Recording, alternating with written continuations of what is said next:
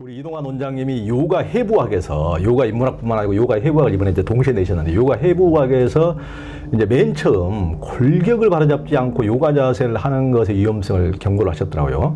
골격이 비틀어진 상태인지 어떻게 알 수가 있습니까? 일반적으로는 자신이 골격이 비틀어졌는지 모르는 분들이 대부분입니다. 좀 전에 평소에는 모르고 지내다가 명상으로 고여지니까 통증이 두드러지기 시작했다고 말씀하셨는데, 일상생활 속에서는 어긋나 있는 상태에서 크게 문제가 안 되는 분들이 요가 자세를 취하다 보면 오 큰일 날 것 같이 막 이제 호소하는 분들이 있습니다. 그거는 이제 요가 자세라고 하는 건 인간의 그 관절의 가동 범위를 100% 살리는 동작들이 많이 있는데, 우리가 일상생활 속에서는 그 가동 범위를 제대로 쓰면서 사는 경우가 거의 없습니다. 운동선수가 아닌 이상에는. 그래서 지금 요가에서 기본적으로 하는 거는 관절이 굳지 않도록 활발하게 팔다리 사지가 움직일 수 있도록 안내를 해야 되는데, 문제는 이미 틀어진 분들이 어떤 자세를 따라하다 보면 더 삐뚤어질 수 있는 경우가 있게 되는 거예요. 그러다 보면 몸이 다치는 경우들이 많이 있게 되는데, 이게 이제 정형화된 동작을 따라하다가 문제가 되는 경우들이 많이 있습니다. 그러니까 사람 몸은 몸마다 다른데 동작을 외워서 배우다 보면 누군가한테는 맞지 않을 수가 있거든요.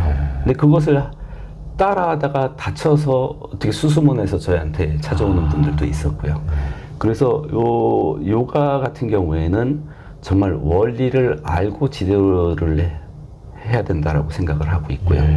배우는 사람도 자기 몸을 이해해 가면서 자기 몸의 이해를 확대시키는 측면에서 요가 수련을 하면 좋겠다라고 권유를 합니다. 예, 그러니까 굉장히 중요하신 말씀이고, 우리가 이제 뭐 우리가 동양학에서도 한학에서도 어떤 사람이 삼이 맞는 사람이 있고 막 얇혀지는 삼이 안 맞는다고 보통 하기도 하는데, 어떤 뭐 동작이 또 유용한 사람이 있고 더 해로운 사람도 있을 수가 있는데, 이를테면 이제 정형화된 FM대로 똑같이 어떤 TV에서 하는 동작들을 따라다 보면 이미 틀어진 척추가 계속 더 틀어지는 쪽으로 작용할 수도 있기 때문에 먼저 몸 자세를 보고, 여기 보면 이제 여기 척추뼈를 딱 갖다 놓고 굉장히 이게 이제 정교하게 이렇게 그걸 항상 요가 생략 차원에서도 책에서도 그걸 자세히 이제 뼈대나 이제 힘줄이나 뭐 근육이라든가 이런 것을 상세히 연구하셔가지고 상세히 이게 이제 설명을 해 놓으셨는데, 지금 몸 자세로 봐가지고 또 골격으로 봐가지고 척추나 이런 골반이 틀어졌는지 안 틀어졌는지 봐가지고 그것을 이제 수정하는 그런 요가를, 그래서 예전에는 그 메디힐 요가라고 처음에 시작할 때, 지금은 조이 오브 요가라고 하지만은 굉장히 치유 쪽에 굉장히 신경을 많이 쓰시고, 또 아행가가 직접 이제 그런 데 대해서 굉장히 그 잡아주는 역할을 잘하셨다면서요. 인도에서 아잉거 선생님이 한번 표현하신 적이 있어요. 왜냐하면 이제 제자들이 우리 부르기 쉽게 메디컬 요가 이렇게 얘기를 했거든요. 국내 와서 왜 메디힐이라고 바꿨었냐면, 의료인이 아닌 사람이 메디컬이라는 이름을 쓰면 허가가 안 난다는 말을 들은 적이 있어요. 그래서 그럼 메디힐이라고 바꾸자 아주 우연치 않게 이름을 처음에 지었던 것인데, 그 아잉가 선생님한테 질문을 드렸더니 정식 명칭을 생각한다면 영어로는 리메디얼이 맞겠다. 그 리메디얼 뜻이 어떻게 됩니까? 교정 치유다. 그냥 비틀어진 것, 어긋난 것을 바로 잡아서 치유력이 활성화되도록 유도를 하는 것이다라고 말씀하셨고요. 이분도 당신 책에, 당신 수련 안에서는 거친 차원에서 상당히 미세한 차원까지 진입을 하셨던 분이라서 인간 몸을 다루는 데는 거의 도사의 어떤 경지에서 몸을 다루셨습니다. 그러니까 메디컬 환자들만 따로 수련하는 수업 시간이 일주일에 2번이 따로 있었는데, 어떤 분들이 오냐면 병원에서 별로 도움 못 받은 많은 고질적인 질병을 갖고 있는 분들이, 골격계 질병뿐만 아니라 내장기 질환까지 많은 분들이 왔습니다. 그럼 제가 볼 때는 저분이 요가를 한다고 좋아지지 않을, 저게 개선되거나 낫지는 않을 텐데 하는 분들도 있었어요. 그 일례로 든다면, 그 수업할 때 어떻게 하냐면, 아잉가 선생님이 아사나 시퀀스를 짜서 처방전을 정해주면 저희 같은 제자들이 도제죠. 그 아사나 처방전을 들고, 이 환자가 자기 몸을 자기가 못 움직이기 때문에 이 자세를 만들어줄 수 있도록 도움을 줍니다. 도구를 가지고 활용을 해서. 그래서 변화가 일어나게끔 유도하는 과정이었는데, 제가 맡았던 그 수련생 중에 한 명이 대학생, 젊은 친구죠. 대학생인데 선천적으로 이 손목에 이렇게 비틀어져 있는 기형이었어요. 그래서 제가 어느 날은 솔직하게 질문을 했습니다. 너 요가 한다고 이 선천적으로 기형인 게 펴지지 않을 거라는 거 너도 알고 있지? 그러니까 씩 웃더라고요. 그럼 알지. 그러면서도 내가 왜 요가를 하는 줄 알아? 나 정말 그게 궁금했어. 왜 하는데? 이거 하나 때문에 내가 평생에 다른 몸 부위를 제대로 쓰면서 살아온 적이 없어. 여기 오니까 얘는 내고 다른 전체를 활성화하니까 내 삶의 질이 좋아졌어. 이게 무시할 수 없는 거죠. 그러네요. 국내에 돌아서도 비슷한 경우를 많이 봤습니다. 한 부분 때문에 전신의 활성도가 떨어져서 질 낮은 삶을 살고 있는 분들이 대부분이거든요. 그분들이 그거 하나가 해결 안 될지라도 그것 때문에 왜 다른 부분을 포기합니까? 얼마든지 건강한 삶을 살 수 있습니다라고 말씀을 드리게 되고, 그런 선천적 기형이 아닌 경우에는, 그러니까 우리가 이제 근육을 얘기할 때 수익은 불수익은 구분을 하죠. 수익은 되뇌의 명령을 따르는 근육들이에요. 이 근육들은 대부분 뼈대에 붙어 있는 골격근입니다. 그러니까 팔다리에 붙어 있는 근육들이에요. 이게 제가 명령을 내릴 수가 있어요. 자, 오른팔 올려, 내려, 이렇게 명령이 따르죠. 근데 자율신경의 조절을 밟고 있는 내장 근육은 내 표면의식, 대뇌의 명령을 안 따릅니다. 심장 보고 멈춰! 그래도 안 멈춰요. 멈추면 큰일 나는 거죠. 네. 얘는 계속적으로 움직이고 있는 거예요. 그래서 불수익은 대뇌의 명령을 안 따라서 불수익은 그 의지를 따르지 않는다, 이렇게 표현하는데, 의식도 저는 비유를 똑같이 합니다. 착하게 살자 해서 말 안 듣는 초등학생 태권도 도장 보냈더니 한 달 만에 애가 인사성이 달라지고 자세가 반듯해져요. 게으르던 아들이 군대 갔더니 빠릿빠릿해져서 돌아왔는데 6개월 지나면 원상태로 또 돌아가요. 네. 이 뭐냐면 표면의식에서 자극을 받아서 표면의식에는 말을 듣는 겁니다. 근데 무의식적 차원에서는 거기까지 변화가 안 일어났기 때문에 시간이 경과하면 원래 모습대로 게으른 모습으로 되돌아와요. 그러니까 우리가 중독이라고 했을 때 알코올 중독이 됐든 그 마약 중독이 됐든 표면의식에서는 안 먹어야지, 안 피워야지 생각해요. 근데 안 됩니다.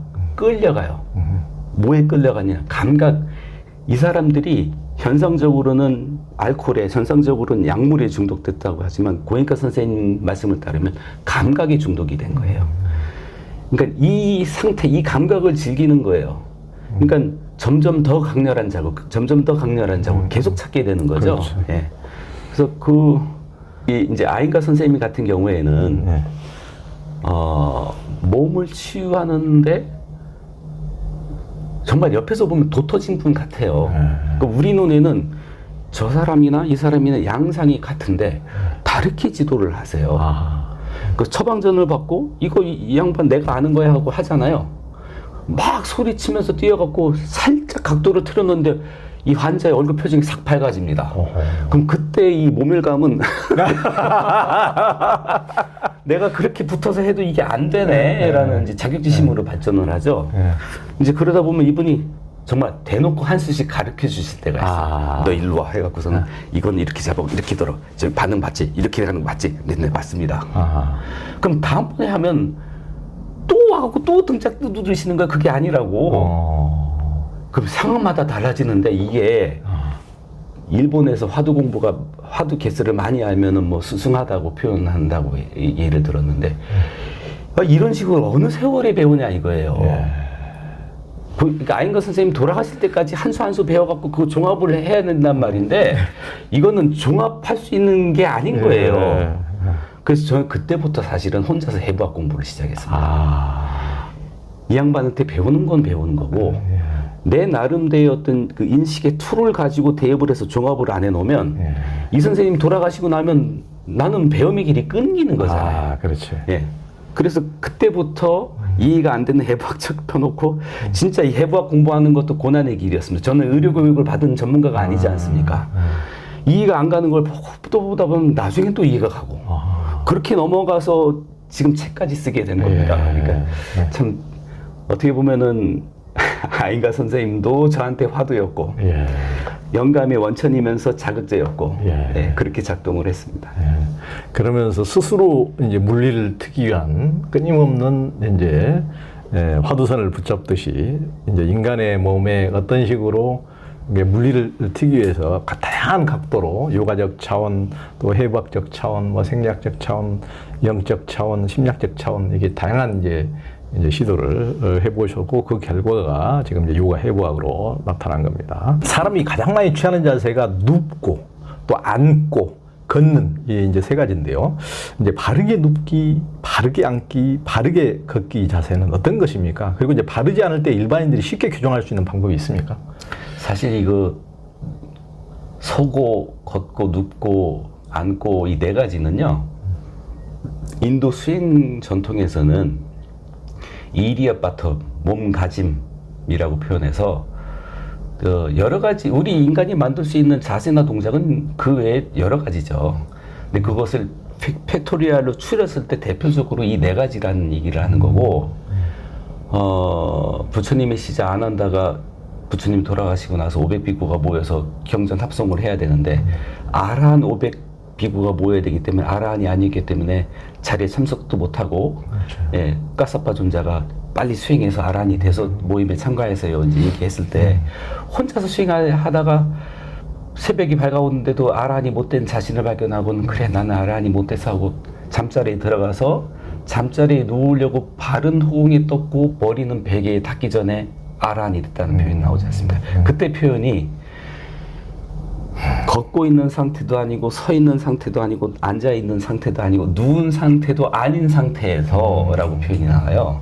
그래서 인도인들한테 이미 이 행주 자화에 대한 개념이 그 팩토리얼로 정립이 돼 있었다라는 것을 유추할 수 있습니다.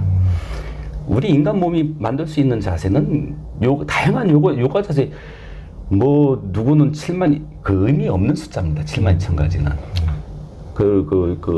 상키아 까리칸가요? 그 요가 하타요가 경전에도 84가지를 얘기를 한다 그래요. 그 중에서 중요한 거 32가지를 얘기하고 있고. 예.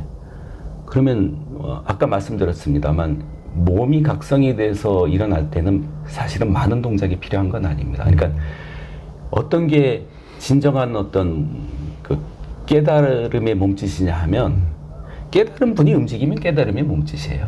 깨닫지 못한 사람이 아무리 깨달음의 몸짓을 낸다 할지라도 그건 흉내일 수밖에 없겠죠. 예.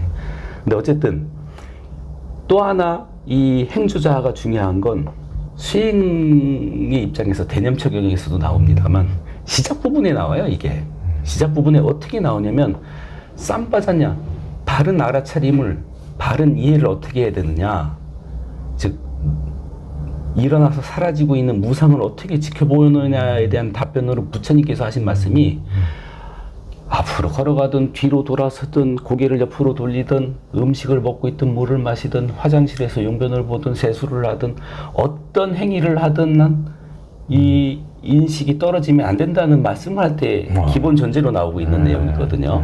예. 그래서 결국 내면 세계로 들어가는 것도 제일 첫 관문은 이 처신에 대한 몸가짐에 대한 이야기입니다. 근데 이 몸가짐이 요즘 현대인들은 자기가 몸가짐을 어떻게 해야 되는지를 몰라요. 어떻게 서는 게 바른 자세인지, 어떻게 앉아 있는 게 바르게 앉는 자세인지를 모르고 있습니다. 그러니까 저희들한테 요가를 하러 오는 분들의 90% 이상이 목, 어깨 통증, 허리 통증을 달고 있는 분들이에요. 그것은 나이가 많고 적고가 이제는 상관이 없습니다. 스마트폰 때문에, 컴퓨터 때문에 20, 30대 젊은 친구들도 증상은 대동소이합니다. 그래서 이제 관건은 수련을 할 때 정형적인 동작으로 유도하다간 몸 더 망가뜨리게 생기는 거예요. 그래서 이 사람들이 골격을 바르게 해놓고 시작을 해야 되는데 바르게 하기 전에 굳어있는 경직도부터 떨어뜨려야 됩니다. 이완부터 시켜야 되는데 그것은 중추신경을 풀어줘야 되거든요. 중추신경은 대뇌하고 척수이기 때문에 척추를 바르게 하지 않고서는 그게 일어날 수가 없습니다. 그리고 대뇌에서 척수로 연결되는 부분이 바로 머리 뒤에 아래의 경추라서 경추를 풀어야 되고 인체에서 가장 그 하중을 많이 받고 있는 허리를 받치고 있는 게 골반이기 때문에 골반을 하고 허리를 풀지 않을 수가 없습니다. 그래서 저희들 같은 경우에는 수련을 본격적으로 시작하기 전에 베개에 들어 누워서 머리를 뒤로 떨어뜨리게 하게 해서 목의 긴장, 어깨의 긴장을 풀게 하고, 또 반대로 몸통은 머리하고 몸통은 베개에 누워놓고 엉덩이는 마룻바닥에 떨어뜨려서 자연만곡을 살려서 허리의 긴장을 풀고 본격적인 수련에 들어가게 합니다. 기본적으로 원리라고 하면 골반의 회전 모션과 그에 따른 요추의 움직임을 이해를 해야 되는데, 이동환 원장님의 이제 요가 스승인 아행가가 이제 인도의 성자인 크리슈나무르티가 이제 명상할 때 호흡하는 것을 교정해 줌으로써 훨씬 쉽고 깊게 명상에 몰입할 수 있게 해줬다고 한 장면이 굉장히 인상적이던데요. 명상할 때 어떤 자세, 어떤 호흡을 해야 더 쉽고 깊게 몰입할 수 있습니까? 좀 전에 서서 자세, 앉아서의 자세 설명에서 말씀드렸다시피, 명상할 때에는 바가바드 기타에서도 마찬가지고 고엔카 선생님께서도 말씀하시지만 목과 허리를 꼿꼿하게 세우라는 말씀을 하시죠. 그 앉는 자세를 어떤 자세가 좋다라고 이렇게 정해놓지 않았습니다. 그러니까 일반적으로는 결과부자를 하면은 정신 집중에 도움이 되니까 최상의 자세라고들 인식을 하고 있는데, 이것은 종아리가 굵거나 무릎 관절이, 발목이 관절이 뻣뻣한 사람들이 하다가는 관절 다치는 경우가 실제로 많이 벌어집니다. 근데 중요한 거는 편안하고 안정되게 오래 앉을 수 있는 자세가 관건인데, 그때에는 결국은 허리를 굽어지지 않게 세우고 고개가 굽어지지 않게 세우는 게 관건이 됩니다. 그래서 바가바드 기타에서도 마찬가지고 고엔카 선생님도 강조를 하시고, 대념처경 사티파타나 수다에 보면 그 수행자는 한적한 곳을 찾아서 나무 밑둥이나 뭐 빈방이나 뭐 동굴이나 이런 데 찾아가서 수행을 할 때 허리를 굳게 세우고 빨랑캄 아부지뚜와 다리를 틀고 앉아라고 되는데, 이걸 가지고 해석을 한다는 사람이 이건 결과부자를 말하네, 이건 양반다리를 말하네 얘기합니다만, 저는 그렇게 생각하지 않습니다. 그냥 다리를 틀고 앉는다는 건 유연한 사람은 결과부자도 해도 되고, 그렇지 않은 사람은 양반다리 해도 되고, 그렇지 않은 사람은 아까 제가 보여드린 것처럼 다리를 살짝 발목을 포개서 앉기만 해도 허리를 똑바로 세울 수 있으면 좋고, 중심을 골반 쪽에 둘 수 있으면 접지면이 넓은 게 좋기 때문에 시타아사나로 앉아도 좋다, 발목 단순 교차해서 앉아도 좋다, 이렇게 해석을 하고 있거든요. 관건은 호흡인데 요가 재미있는 현상입니다만은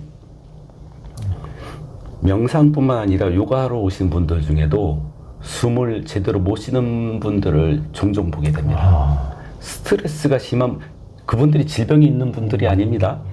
다만 그 스트레스가 조금 남들보다 강했던 분들인데, 이분들 호흡 패턴을 보면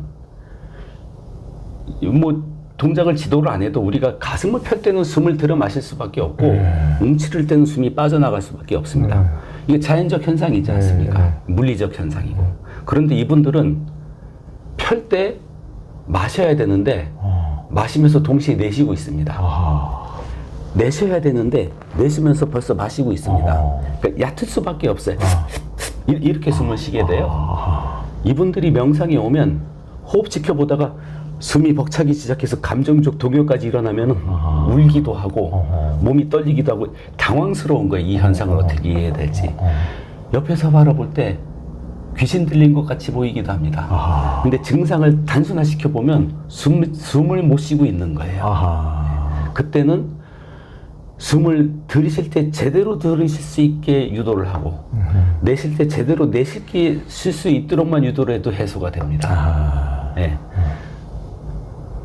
요가에 와서는 그런 분들한테 동작을 시키면 동작하고 호흡이 싱크로나이즈가 되질 않습니다. 그러니까 펼 때는 숨이 들어오는 대로 충분히 마셔줘야 되고 구부릴 때에는 숨이 빠져나간 대로 제대로 내쉬어줘야 되는데, 일반 요가원에서 벌어지는 현상 중에 하나가, 자, 숨을 들이쉬면서 가슴 펴시고 숨을 내쉬면서 옹호리입니다라고 이제 그 안내를 하죠. 그럼 그 많은 사람들이 따라하다가 누군가가 횡격막이 부어서 오는 경우가 있어요. 저한테 질문을 해요. 왜 그랬습니까? 하고 제가 지도했나요? 이유는 간단합니다. 사람마다 호흡의 리듬이 다른데 획일적인 구령에 자기를 끼워 맞추려다 보니까 호흡이 엉키기 시작한 거예요. 그렇죠. 예. 그래서 저는 호흡법을 초보자한테 지도하지 않습니다. 초심자한테는 몸 동작에 가슴이 펴질 때 제대로 마실 수 있도록 안내하고 숙여질 때 제대로 내쉴 수 있도록만 안내를 하지, 별도의 호흡법은 몸을 다루는 게 어느 정도 숙련이 돼서 섬세한 설명을 이해할 수 있는 단계가 됐을 때 호흡법 지도를 따로 합니다. 그렇지 않고는 의미를 두지를 않죠. 그래서 사람들이 자꾸 호흡법에 어떤 신비한 뭐가 있나 보다 싶어서 자꾸 강조를 하게 되는데, 호흡은 자연적인 현상입니다. 그러니까 우리가 태어나서 죽을 때까지 지속되는 현상 두 가지가 있는데, 하나는 숨을 쉬고 있다는 현상이고, 하나는 몸 어딘가에 감각이 발생하고 있다는 증상입니다. 죽음의 순간에 정신과 육체가 분리되고 나면 호흡작용이 일어나지 않고 감각이 발생하지 않습니다. 시체에는 감각이 발생할 수가 그렇죠. 없죠. 호흡작용이 일어날 수가 없죠.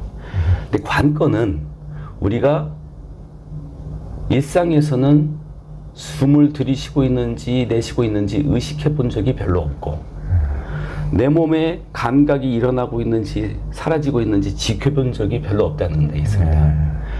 그러니까 우리가 수행하다 보면 이제 감각이 느껴지기 시작하니까 또 이게 뭐다 싶어서 그 고인가 선생님께서 그렇게 경책하심에도 불구하고 감각적 게임에 빠지게 되는 요인 하나는 이게 너무 흥미로운 거예요. 지켜보다 보니까 거칠던 감각이 미세해졌는데 거기 흐름이 느껴지고 변화들이 감지되다 보니까 그럼 그 다음은 어떻게 되지? 그 다음은 어떻게 되지고 이제 생각이 개입하기 시작하면서 감각적 게임이 이제 빠져들게 되는데, 사실은 지켜보는 건 간단한 행위지 않습니까? 그렇죠. 강무뚝에 앉아서 흘러가는 강물을 바라보듯이 그러니까. 숨이 들어오고 나가고 있는 걸 지켜보는 거지, 내가 숨을 어떻게 쉬고 내쉬는 게 아니잖아요. 예. 감각도 발생하고 있는데 못 알아차렸던 거를 그렇죠. 지켜보는 건데, 이걸 내가 무언가를 해야 된다고 생각을 하는 거예요. 근데 재밌는 건 이 나름대로 단전호흡이나 뭐 뭔가를 수련했던 분들은 선언된 그 지식 때문에 소주천이나 대주천, 또 요가를 했던 분들은 쿤달리니를 통한 차크라를 통한 쿤달리니 각성에 대한 개념 때문에 에너지를 막 돌려보려고 시도하는 경우도 발생하는데, 사실은 이 뿔하나 에너지가 별게 아닙니다. 뭐냐면 의식이 몸과 접촉했을 때 벌어지는 게 감각이고, 이 감각이 미세해져서 의식과 물질 간의 경계가 없으면 막힘없이 흘러내리게 됩니다. 그걸 에너지라고 표현하는 거예요. 다시금 얘기하면 의식과 물질의 만남, 그 접점을 알아차리는 게 관건이지, 이거 그 다음부터는 조작이 된단 말입니다. 알아차리기만 하면 저절로 흘러내기 시작할 거예요. 그걸 지켜보는데 이것을 돌린다고 생각을 하고 어떤 개념들이 붙기 시작하고 거기에 색깔들을 입히고, 제가 그 해박 공부하면서 보다 보니까 차크라를 도용화시켜서 색상까지 입히게 된 거는 한참 후대의 근대의 일입니다. 차크라가 그 전부터 있겠지만 개념적으로 정립된 건 인도 중세 시대였고요. 그것이 신지아키가 발동하고 나서 근현대에 와서 심리학자들이 색채를 입히고 거기에 뭐 여러 가지 상징들을 막 추가하기 시작했습니다. 관념의 장난입니다. 실제 수행에 가서는 의미 없습니다. 그러니까 굉장히 듣기 어려운 지금 이제 호흡에 대해서도 이제 알기 쉽게 이렇게 설명을 해주시네요. 그러니까 우리가 이제 호흡처럼 이렇게 자연스러운 것이 없고 평상시에는 의식하지 않고 자연스럽게 이렇게 돼가고 있는데, 이제 우리가 뭐 단전호흡이나 이런 것을 해본 경험들이 나름대로 있다 보면, 저도 이파사나에서 이제 처음에는 아나파나사티 이제 호흡을 이렇게 지켜보면은 지켜보게 되면 더 자연 호흡이 갑자기 안 돼버리는 거예요. 지켜보다 보면은 평상시에는 자연 호흡을 하고 있는데 평상시에 의식하지 못한 가운데 자연 호흡을 하고 있는데 지켜보면 뭔가 어색하게 호흡이 어색해지고 더 답답해지고 네네. 그래서 이제 그 이제 훨씬 그 이제 지켜보는 힘이 사띠가 좀 더 이제 힘이 붙게 되면 좀 더 이제 자연 호흡이 이제 되게 되는데 처음에 다른 인위적인 호흡을 하다 보면은 그런 연습 경험 때문에 그 자연 호흡이 더 안 되는 이제 경험들이 있는 것 같습니다. 그 이제 그런 이제 감각들도 그리고 의식과 이렇게 만나보면은 에너지 흐름이 자연스럽게 이렇게 자연스러운 모습이 이제 방가로 이제 우리가 볼 수도 이제 일 수도 있는데 예를 들면 저 같은 경우는 뭐 등에 이제 통증이 너무 심해가지고 꼭 그 부분이 아프고 힘들었던 부분이 더 이렇게 더 두드러지게 어떤 방가가 이렇게 나타나더라고요. 그건 왜 그렇습니까? 그런 경우에는 저희들이 그 스스로 점검할 수 있는 잣대를 드리는데 수행 끝나고 집에 돌아가서도 그 증상이 지속되는지 아니면은 집에 가면 멀쩡한데 수행만 하면 반복되는지 질문을 드립니다. 만약에 집에 가서도 지속될 때에는 병원에 가서 점검 받으시라고 안내를 해드리죠. 왜냐하면 평소에는 자각하지 못하고 있다가 이 집중 수련을 통해서 고요한 상태에서 자기 자신을 지켜보다가 실제 안 좋았던 질병이 드러나는 경우도 종종 있습니다. 그래서 모르고 있던 질병을 발견해서 치료하는 경우도 있고요. 근데 그렇지 않고 집에 돌아가서는 멀쩡한데 와서 수행만 하면은 그렇다. 이때는 말 그대로 고인가 선생님 말씀하시는 상카라의 발현이다. 정신적인 문제의 육체적 반응이라고 해석할 수 있겠습니다. 그럼 이 상카라를 어떻게 다뤄내야 되느냐? 저는 다루지 말라고 말씀드립니다. 왜냐하면 이것을 다루려고 하는 우리의 제1차적 습성은 상대하는 거예요. 그러다 보면 어느새 싸움으로 변질이 됩니다. 네가 이기나 내가 이기나 내 의식으로 너를 염력으로 녹여낼 거야. 온갖 싸움이 시작이 되게 되는데 명상의 본질에서 벗어나게 됩니다. 저는 그럴 때 무시하세요. 무시가 안 돼요. 이렇게 말씀하시거든요. 그러면 내버려 두세요. 내버려 두면 어떻게 내버려 둬요? 지금까지 살아오시면서 그것 때문에 큰 문제 없었잖아요. 좀 더 데리고 사세요라고 말씀드립니다. 어이가 없겠죠. 그렇죠. 이빠사나 법사님이 사람들을 화나게 많이 합니다. 왜냐하면 상카라의 원 그대로 상카타 뭔가 조합돼서 묻혀진 거예요. 근데 부처님께서 희망적으로 말씀하시는 거는 이렇게 조건 지어진 거는 언젠가 해체될 수밖에 없다라는 말씀을 하고 계시거든요. 이 수행을 꾸준히 하다가 보면 언젠간 해체될 것이라는 확신도 주시는데 반면에 답답함도 같이 주십니다. 그게 언제 사라질지 장담할 수 없어. 그게 몇 개월이 걸릴지 몇 년이 걸릴지 몰라도 함께 포함되는 얘기입니다. 그렇다고 한다면 아까 제가 그 금강체를 가졌던 아인가 선생님도 아플 때가 있다는 말씀 드렸고 그럼에도 불구하고 그분이 아픔조차도 의연하게 지켜내는 모습을 보면서 영감을 얻었다라고 말씀을 드렸는데 우리도 똑같은 자세가 필요합니다. 만약에 내가 의지적으로 녹여낼 수 있으면 의지적으로 녹여내면 되는데 상카라는 의지적으로 녹여내려고 하면 할수록 더 커지는 게 상카라의 습성인지라 의지를 발현하면 안 됩니다. 발동시키면 안 됩니다. 유일하게 할 수 있는 건 내버려 두는 거예요. 내버려 두는데 어떻게 내버려 두냐면 너 나하고 당분간 함께 더 있어도 괜찮아 하지 않으면 도저히 공존할 방법이 없습니다. 계속 싸우게 될 거예요. 싸움이 계속되는 한에 있어서는 이 상카라의 힘은 빠지지 않기 때문에 제가 내버려 두라고 말씀드리는 겁니다. 내버려 두고 무시하다 보면 내 할 일 하다 보면 이게 한 번에 사라지진 않겠지만 어느새 인식돼서 지켜보니까 그 강도가 약해져 있고 예. 또 한참 지나서 지켜다 보니까 그 전보다 또 약해져 있고 이러다가 사라지는 거기 때문에 예. 기한을 정하지 말라고 말씀드립니다. 언제까지 이걸 없애겠다. 예. 기한을 정하지 말라고 말씀드립니다. 예, 그러니까 이제 물어보는 당사자는 답답해서 이 말씀이 화가 나겠지만 아무리 화가 나도 정답 외에는 말할 기회가 다르다. 계속 그 사람의 호응에 맞춰주라고 계속 오답을 얘기할 수는 없으니까. 근데 그 아닌 것 같으신 분도 뭐 부처님도 병 나고 이제 돌아가셨으니까 아프시고 병 나고 그러면은 약도 드시고 병원 가시죠? 하셨겠죠. 근데 이제 양방병원에는 많이 안 가셨던 것 같고 그 아유르베다라든지 이런 걸 하셨던 것 같은데 예. 그런 모습들을 제자들한테 뭐 그렇게 많이 보이시지도 않으셨고 아프실 때도 수련을 꾸준히 방 안에서조차 당신 숙소에서라도 하셨지 안 하신 분이 아닙니다. 그때는 강렬한 수행이 아니고 몸을 조절하는 수행들로 대체를 하셨고, 네. 그리고 저희들 직접적으로 지도하셨던 아인건 선생님의 따님 기타 선생님도 연세가 많으신 분들이죠. 그렇죠. 네. 예. 그분도 벌써 돌아가셨으니까요. 네. 근데 그분도 연로하셔서는 참 안타까운 건 존경스럽기도 하고 안타까운 거는 평생을 결혼도 안 하시고 아드님 즉 브라산트지도 마찬가지지만 요가 지도에만 당신 아버지 태어나보니 아버지가 아행가지예요. 네. 그거 하다 보니 그분을 따라서 요가 지도를 하기 시작했는데 이 아들 딸 두 분이 결혼도 안 하고 요가만 헌신하면서 지도하다가 따님은 벌써 돌아가셨어요. 돌아가시기 전에 이분도 서서 지도하다 보면 하체로 혈액과 체액이 모이게 되거든요.